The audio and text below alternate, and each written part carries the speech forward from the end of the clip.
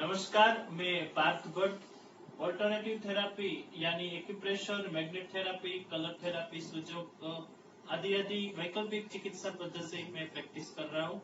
मेरा पहला वीडियो आपने देखा था जो लॉकडाउन के दरमियान लगभग 5 से 6 हजार लोगों को निशुल्क आयुर्वेदिक काढ़ा वितरण किया था और अंदाजित 50,000 लोग तक हमने फूड पैकेट वितरण किए थे। उसकी एक झांकी मैंने पहले वीडियो में रखी थी। दूसरा वीडियो जो आज मैं बनाने जा रहा हूँ, ये मेरा प्रत्यक्ष पहला वीडियो है।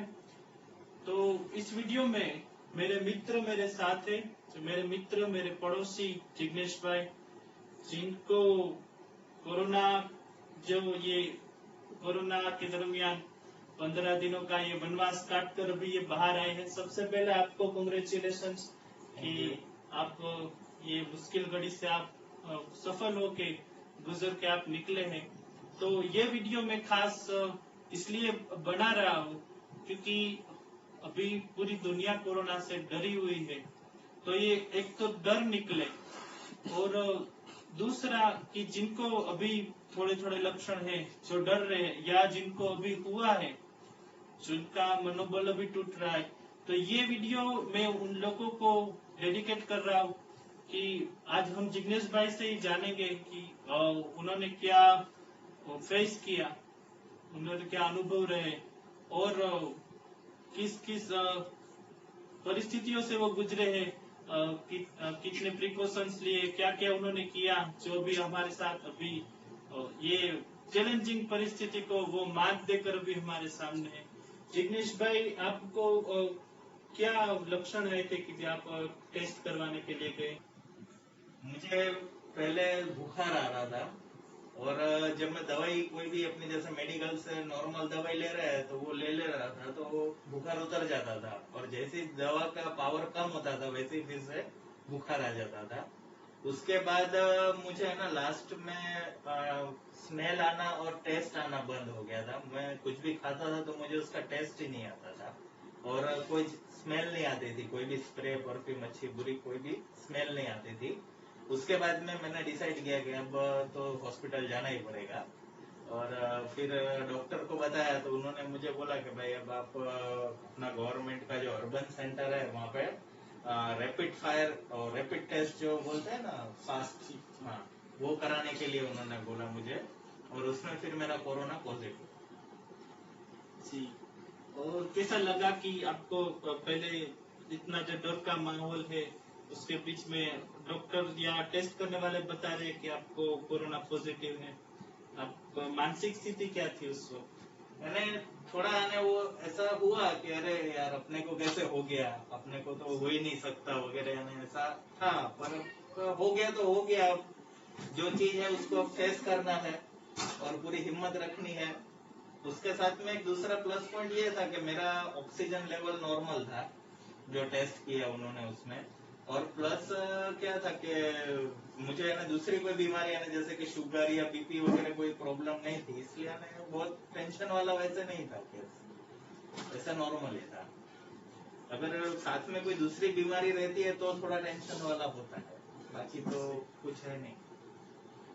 आपने वो सैनिटाइज और सोशल डिस्टेंसिंग वो सब आप फॉलो कर रहे थे पहले? हाँ वो सब मैं फॉलो कर रहा था प्रॉपरली। हाँ। यहाँ ये बात मैं बताना चाहता हूँ कि सारे लोग अभी तो सब जागृत है, सोशल डिस्टेंसिंग रख रहे हैं, फिर सैनिटाइजर अपने साथ रख रहे हैं, फिर भी वो कहीं ना कहीं जो है हमसे, क्योंकि जन्म से लेके आज तक हमने ऐसी कोई सिचुएशन फेस नहीं की, या तो ऐसा इतनी बड़ी जो है समस्या आ रही है कि इतना ख्याल रखो, हमने कभी इतना रखा नहीं है।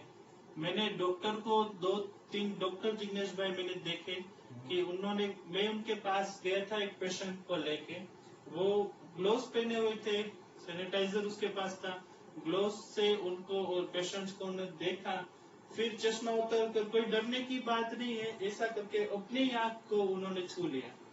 तो ये उनकी गलती या वो कोई अज्ञान नहीं कह सकते, पर इतने सालों से जो हमारी आदत सी बन गई है, तो इसमें कहीं ना कहीं गलती हो ही जाती हो है ही जाती है, सही बात है। और हमें नहीं पता कि कहाँ संक्रमण है, कहाँ वायरस है।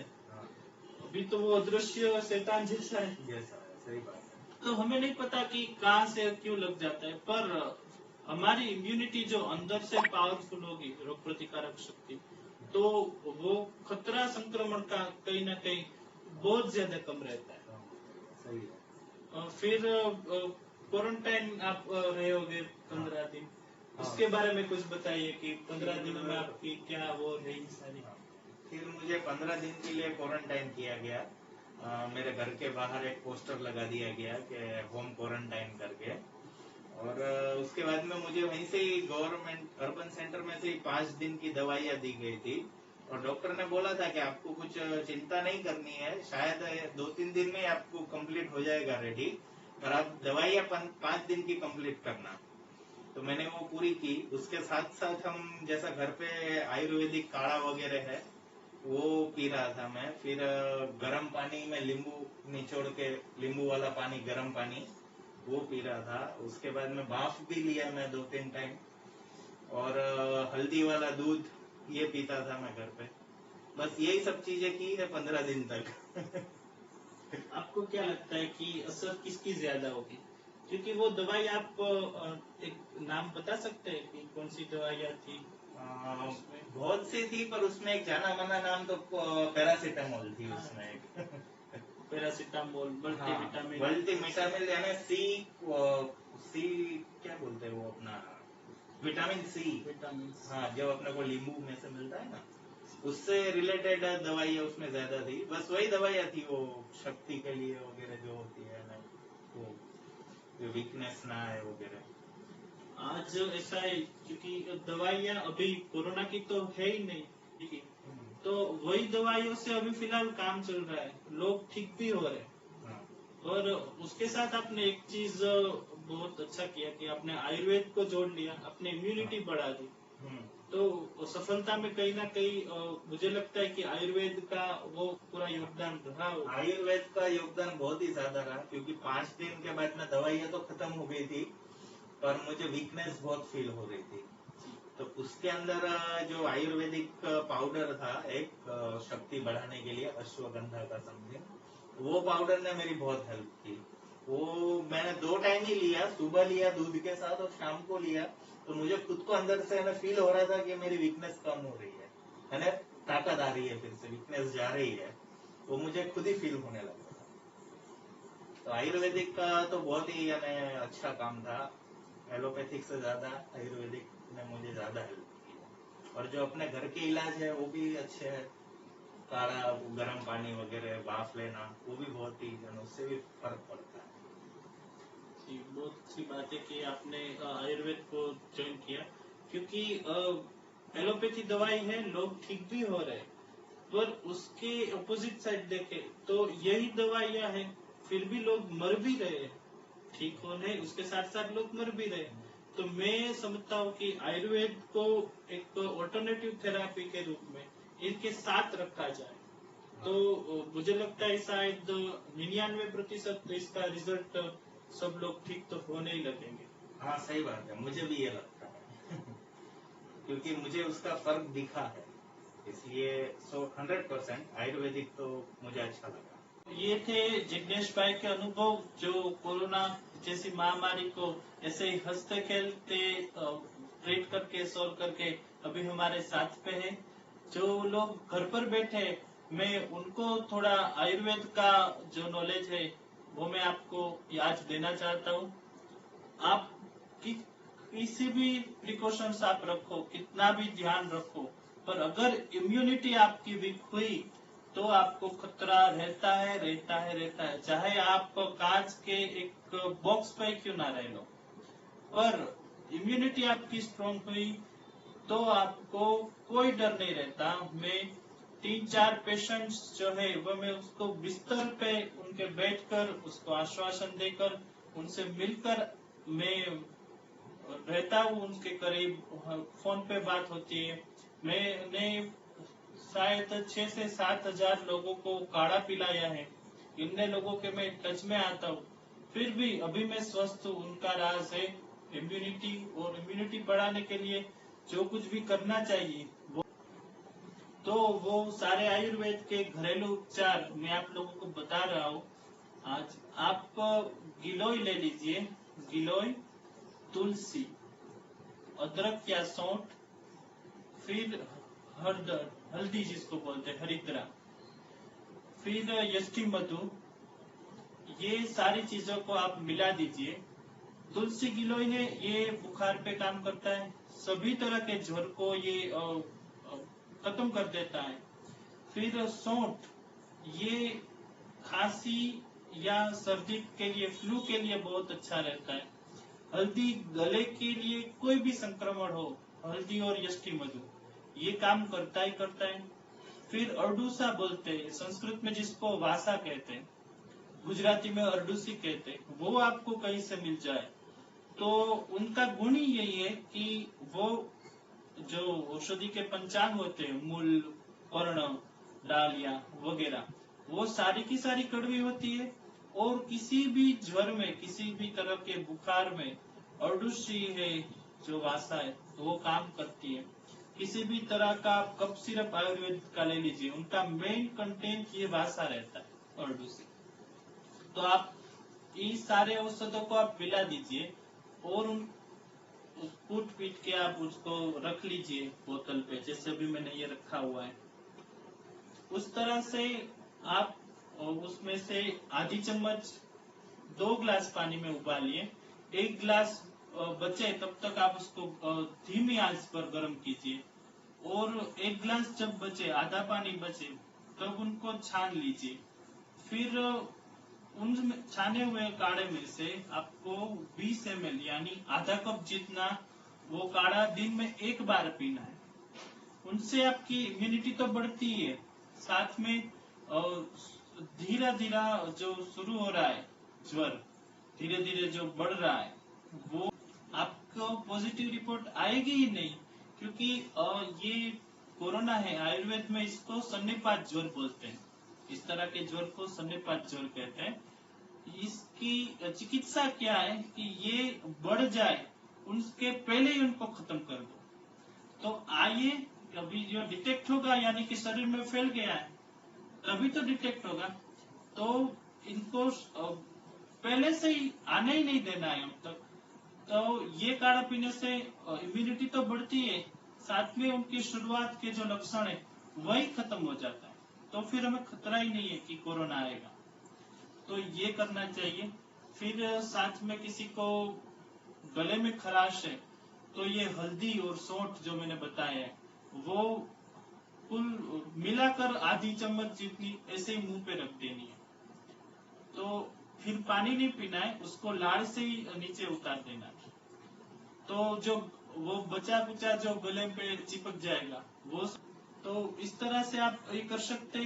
फिर इसके साथ में आपको सर्दी है तो त्रिभुवन कीर्ति रस, ये झंडू की है, त्रिभुवन कीर्ति रस, ये एक गोली आपको, जो कफ वाली सर्दी है तो खांसी सर्दी कफ निकलता है तो इसको शहद के साथ लीजिए।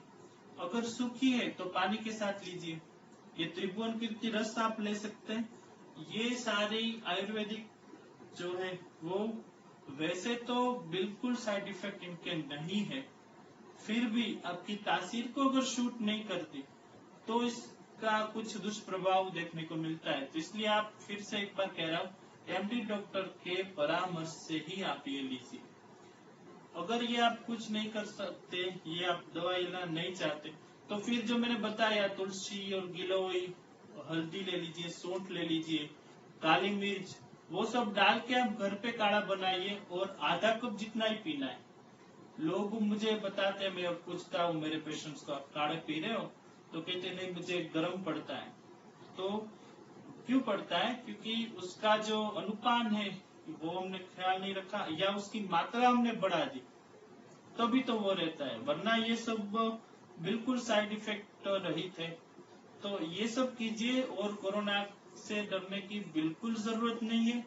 बस मैं चाहता हूँ जो जिग्नेश भाई ने बताया उनका अनुभव, और जो मैं शिवरात्रि से लेकर ये कोरोना के पीछे अध्ययन कर रहा हूँ, तो ये निचोड़ आपको दे रहा हूँ।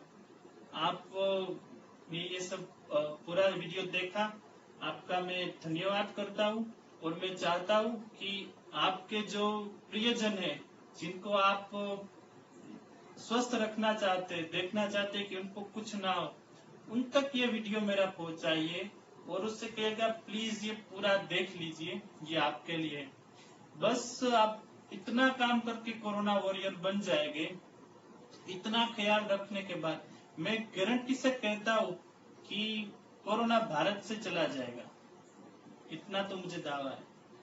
बस फिर से एक बार प्रार्थना है कि घर में सलामत रहिए, हो सके उतना कम बाहर निकालिए, सैनिटाइज अपने हाथ करते रहिए, दूरी बनाए रखिए, मास्क पहनिएगा, पर इम्यूनिटी को बिल्कुल मत भूलिएगा। इम्यूनिटी रहेगी तो आप सुरक्षित है। आपका बहुत बहुत धन्यवाद। और ये मेहनत जो हम लोग कर रहे हैं जिग्नेश भाई, लोगों को जागरूक करने के लिए, जनरली क्या होता है कि लोग डर जाते हैं या शर्म के मारे अपना अनुभव नहीं शेयर करते, पर आपने हिम्मत जुटाई है, आप सामने आए हो, अपना अनुभव कह रहे हो। आप भी मेरे कोरोना वॉरियर हो। और मेरे जो वीडियो शूटिंग का काम देख रहे हैं मेरे छोटे भाई भार्गव, उनका भी धन्यवाद है कि ये सारी जहमत में वो मेरा साथ दे रहे हैं। तो हमारी मेहनत जाया ना होने दीजिए, ये वीडियो को पूरा देखिए, दिखाइए और लाइक कीजिए। अपने सुझाव दीजिएगा कि आप किस रोग पर वीडियो चाहते हो। मैं अगले वीडियो आपके सुझाव पर ही बनाऊंगा।